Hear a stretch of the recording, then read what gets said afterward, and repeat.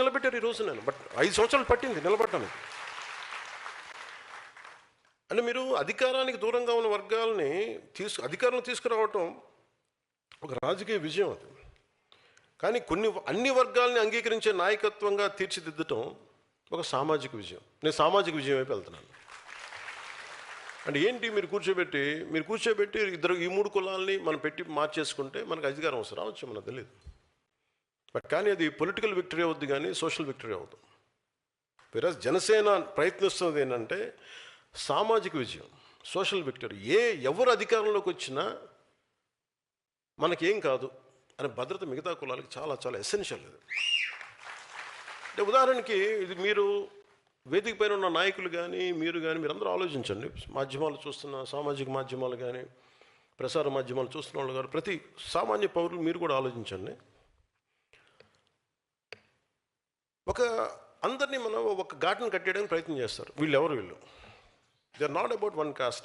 ఒక గ్రూప్ ఉంటారు అంతే, ఒక 10 మంది. అధికారం వాళ్ళ చేతిలోనే ఉండాలి, దానికి కులం లేదు. దానికి వాళ్ళందరూ చూడండి ఒక గ్రూపు. ఇప్పుడు మీరు వైసీపీ అనగానే మీరు ఏమనుకుంటారు? ఒక సామాజిక వర్గానికి చెందిన గ్రూప్ కాదు అది, ఒక వర్గానికి చెందించిన గుంపు అది.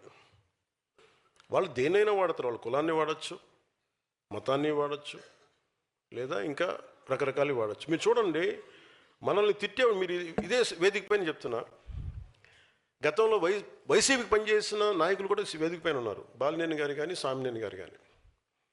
వీళ్ళు ఎప్పుడన్నా ఈ 5 సంవత్సరాల కాలంలో ఎప్పుడన్నా మనల్ని దిగజారిపోయి తిట్టిన దాఖలాలు మీరు విన్నారా ఎప్పుడన్నా?